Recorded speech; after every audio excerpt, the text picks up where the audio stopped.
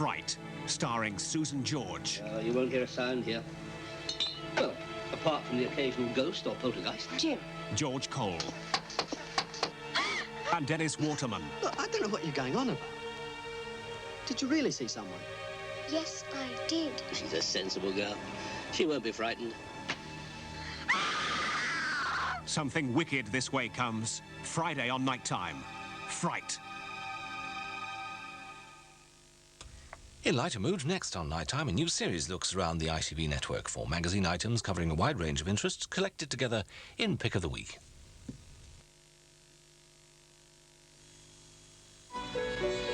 Discover a secret garden. Fennel, witch hazel, chamomile. Discover the secret of naturally beautiful skin. New Timotei moisturizer with natural herbal extracts cares for your skin to leave it feeling beautifully soft. Timotei moisturizer, one of 4 new skincare preparations from Timotei's secret garden.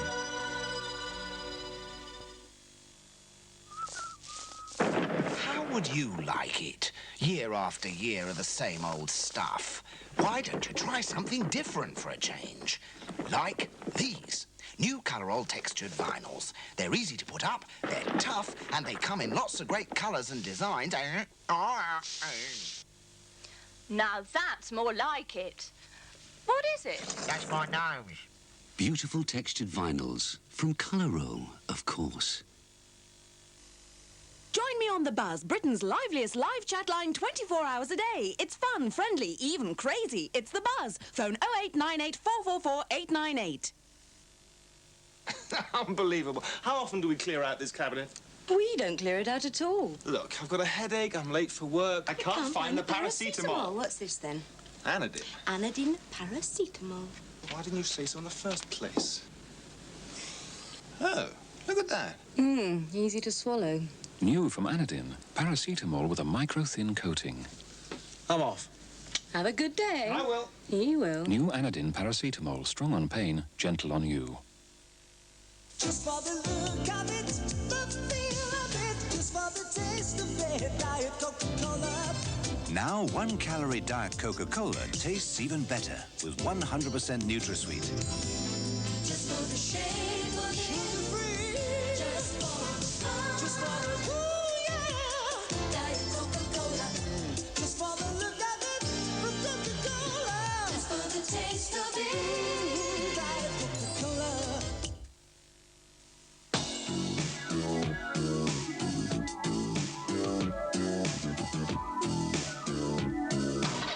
Unfortunately, not everything warms as quickly from a cold start as gas central heating. Gas is still as economical as it always has been.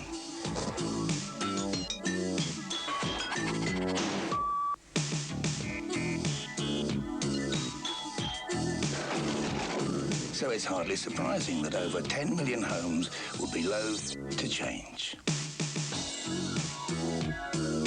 If only everything was as easy to control as gas. Gas, the heat of the moment. And yet you do need something just to moisten the bread a little bit. And that's where Stork comes into holds its the own. sandwich together really well, doesn't it? Sandwiches, Stork, I mean, you can spread it nice and thinly, and you get the filling. Well, it's light. It's light. This is the thing. That's like the flavour of the food that you're serving. It's not taken that you over. really exactly. Well, I think it's a lovely taste. It's very nice. But it enhances the flavour of what you want to taste. This is the thing.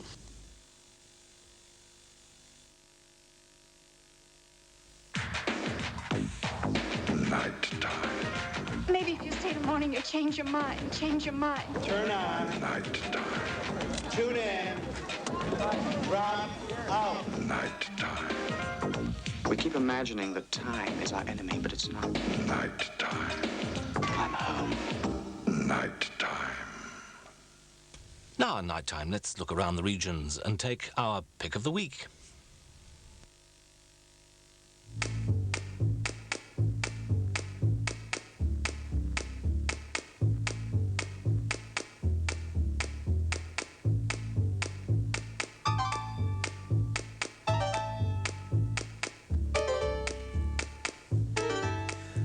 and welcome to Pick of the Week, a new programme with a difference. For the next 15 weeks, we'll be taking a look at the best of independent television. Around Britain, there are 15 independent television companies serving millions of people. Every day of the year, these stations bring you programmes and news exclusively for your part of the world. On average, that's something like 105 hours of television each and every week. And here on Pick of the Week, we'll be looking at the best of these programmes, taking in everything from the offbeat to the outrageous. And so, coming up tonight, from Hollywood to Humberside, the writer who's delved into the dark side of the silver screen. Up on the roof, the Berkshire man who's spent 70 years at the top. And horsing around why a desert orchid is blooming on the moors. Well, that's all to come, but first I'm going to start with what some people would call a dirty word. It is yuppie. Now, until recently, the young, upwardly mobile professional has been a predominantly southern-based creature. But last Thursday, a Yorkshire documentary showed that for many yuppies, their natural habitat, complete with Next, Filofax and Porsche, is firmly in the north.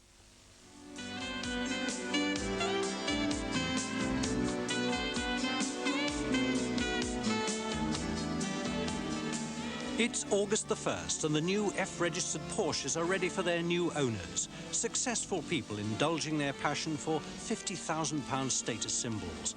It's not Kingston upon Thames, it's Kingston upon Hull. The garage opened in January. 64 cars have been sold already. A sign of the times? I like the red ones, you know. This to me is just a tie, but Chris likes this, I have to put up with it. It certainly looks very, very nice, and I hope it performs as well as it looks. I just fancied a change, and, you know, I really fancied one, so... In my view, it's the best car in the world. Sporty, I can get the kids in it. It'll do everything I want to do. Of course, no self-respecting Porsche is complete without a car phone, and Keith Lowe is the man to sell you one. The Lowe family are looking over their new home in Farsley between Leeds and Bradford to see how the builder's getting on with the swimming pool. How are we doing? Not so bad. Keith's a rags-to-riches Yorkshireman who saw his chance and seized it. He used to measure up people's living rooms for fitted carpets, but was made redundant 4 years ago. Keith's now become very rich from the car phone business. He's pushing again, is your dad? Actually, I had no money at all, no savings, and borrowed £500 off a friend and moved into the communication marketplace, which started off in the back of the garage. Very quickly, this progressed on into small offices and moved on from there into larger offices. And the size of the company ranges from, in the first year, our turnover was, 120,000, second year, 600,000, and third year, about 3 million. And in our fourth year now, we will exceed 10 million turnover. The profit from that turnover is paying for the restoration of his Victorian mansion. Keith's other car is an Aston Martin. His success came when, with that borrowed £500, he began supplying northerners with second-hand car phones bought from Londoners, who were switching over to the new Cellnet system. When cellular phones eventually reached the north, Keith installed them. Small businesses were queuing up at his door. He now takes a percentage of every call they make. Welcome to the Vodafone service. I was just a person that saw an opportunity, that went for it. I had nothing more to lose, but everything to gain. I went for it. Paul Dunstan reporting on how the tentacles of yuppiedom have spread to Yorkshire. Now, the affluent and ambitious yuppies are, of course, the manifestation of Mrs. Thatcher's Britain. But it's a Thatcher of a different kind who's been hitting the high spots in deepest Berkshire. George Mullins, who's 83, has now decided to bow out of his job after 70 years at the top, as viewers of TVS's Coast to Coast have been finding out. George Mullins is one of Britain's oldest Thatchers, but he's never worked harder than he's done on this 15th century barn in Calcutta near Reading. George has been working a 15-hour day the last 6 weeks, but he says it's the tough outdoor life that's kept him healthy. Never had a sick day in my life. All this open, fresh air, I imagine, is it? That's it. Early mornings, fresh air is what one needs. 4 o'clock on. Well, there's hundreds of roofs you thatch. Don't you get a bit sick of the sight of them? No, sir. When I finish the roof, I finished it. I walk away and I don't know no more about it till 22 years later.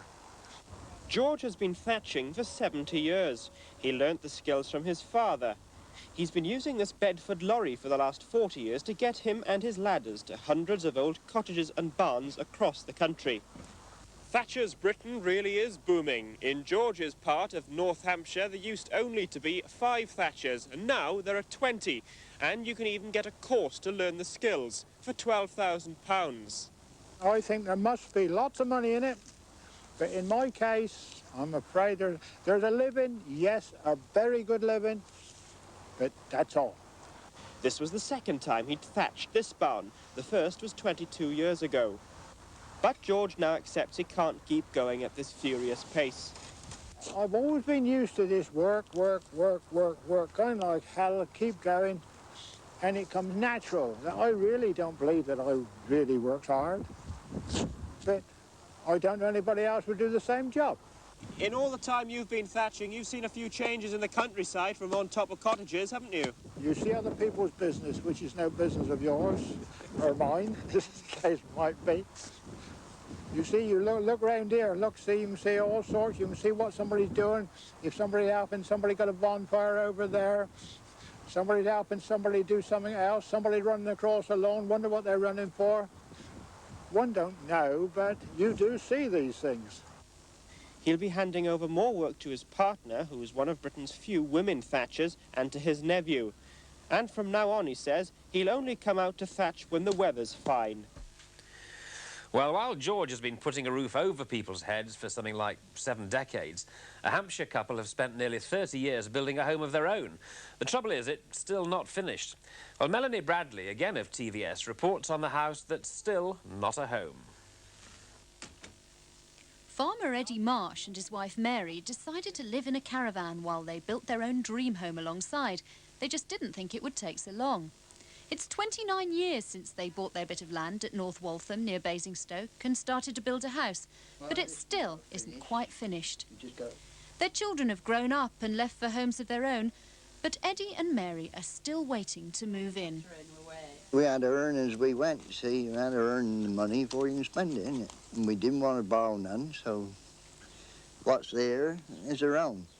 But all that time you were living in a caravan and bringing up your family, now that's quite a tall order. Well, it's just like being on holiday all the time. Is it like that for you, Eddie? Well, it isn't it? I mean, see, you do a day's work, you come home, you start again. That's all there is to it. But we was younger then, so it didn't make any difference. Now, down here is the first brick that Eddie ever laid on this or any other house. And you would have thought such a momentous occasion would have stuck in his mind. But he really can't remember how long ago it was. I should say about 23 years to be accurate, where we really started. You were thinking about it for a long time before? Yeah. It was just odds and ends then, getting the site ready. I mean, it takes time, doesn't it? That's all there is to it. If you take it steady, see, they all call me Eddie, go steady. That's how it started. As yet another summer passes, the couple are looking forward to their ruby wedding. So, will Eddie be carrying his bride over the threshold, if somewhat belatedly? Oh, I'm a bit too heavy for that. Carry around more like it. Well, in the time it's taken Mary and Eddie to build a home, a rose grower from the Anglia region has managed to build a fortune. Gordon Sutton started with just £12, but he's just sold a 90% interest in his garden nursery business for £3 million. This little black Nissen hut is just about where it all started. Now it's dwarfed by the plastic-covered plant houses that have grown up all round it. Gordon Sutton was a Tetley tea salesman with a liking for roses. He used his savings, just £12, to buy a few dozen rose bushes and sold them door to door. He invested the profits in growing his own rose stocks and bought the Nissen hut to use as a packing shed. He was one of the first to recognise the potential demand from supermarkets for pre-packed garden plants and shrubs. As a consumer in those days, I always admired roses in people's gardens, and they weren't quite so easy to buy in those days. And I thought that if somebody brought them to the actual front door of somebody and talked about them, yes, it would make the buying easier, and I'm sure I'd find a market for them, and I did. But later on, when I realised that I was limited in the amount that I could sell door-to-door, I looked at supermarkets, which I had experience with anyway through my job, and decided that there was an even bigger market there. And I did find ultimately that it took about the same time to sell 100,000 to a supermarket as it did to possibly sell to Mrs. Jones sometimes in her own home. Within 5 years, Gordon Sutton had made his first million, and now with the sale of the business to Next for over £3 million, he and his son David are about to be involved in another revolution in the gardening world. Next is planning to take gardening into the mail order business. The Sutton nurseries will be used to produce and package a range of 600 items from bedding plants to trees that will be available by post from the autumn. As for that first little Nissen hut, its future is assured. Gordon Sutton has given instructions that however big the business grows, the building must be preserved. A reminder of his humbler beginnings. So, everything's coming up roses for Gordon. Come back in a few minutes' time when we'll meet the man who aims to be top of the crops.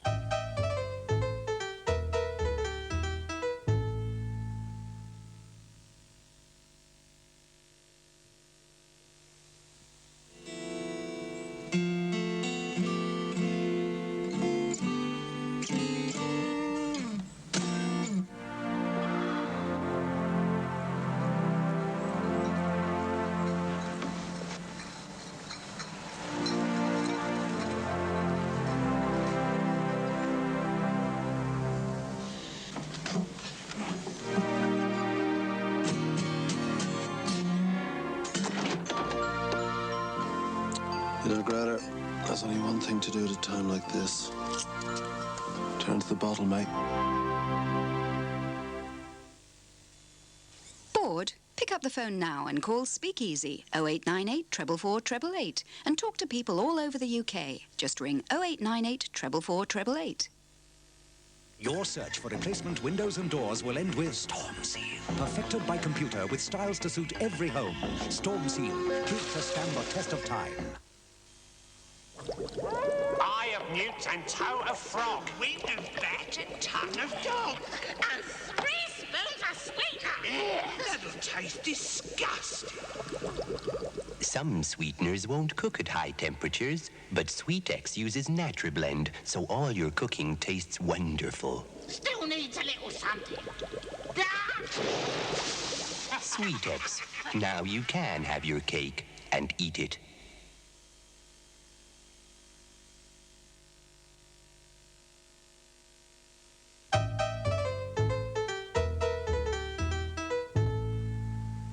And welcome back to Pick of the Week. Now, our next item comes from Hertfordshire.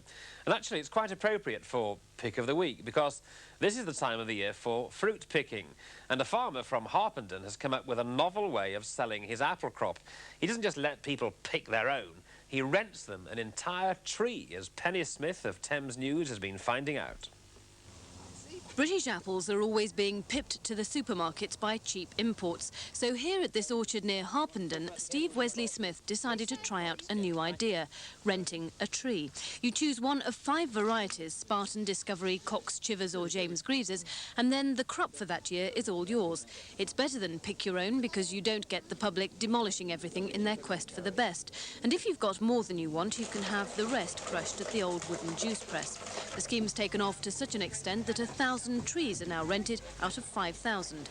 Even schools and businesses are getting down to some serious scrumping. For example, in the maths side, we were actually weighing and selling, so the children were actually handling money. The artwork, we were doing patterns, prints, obviously looking at the blossom, doing lots of fun things. And even the goats like them. But there's always a dissenter in every crowd. Which apples do you like best? Gone delicious. But they don't do those here. No. But generally, the idea's discovered a hardcore of British apple fans, and there have only been a few accidents, like the man who picked the wrong tree. Which is really embarrassing to say, there's your tree, and there's not an apple left on it, and there's a chap packing a box up, running away down the aisle. Not intentionally, but accidentally, and that sort of thing's happened. And to think that all these apples originated from the crabapple, cultivated in the Norman conquest times, improved by King Henry VIII and his cohort with the introduction of the pippin. But apparently, if you plant a seed in the garden, it immediately reverts to the crab. Not a lot of people know that. Well, that's Penny Smith reporting on a galloping success in the Thames region. But it's a galloping success called Desert Orchid, who's been attracting attention in the northeast. The famous steeplechaser has been enjoying a quiet holiday away from the rough and tough tumble of the racetrack. And Luke Casey of Tyne Tees Television caught up with Desert Orchid high on the North Yorkshire moors. Away from the adulation of commentators and fans, Britain's best-loved racehorse still behaves like a superstar. Desert Orchid, or Desi as he's known to close friends, looks like $1 million even against the magnificent backdrop of moor and purple heather. His striking good looks, superb jumping and bewildering front-running style have captured the hearts of the public. Desi not only gets a steady stream of fan mail, but birthday and Valentine cards as well. His mere presence at a race meeting can boost the attendance by 5,000.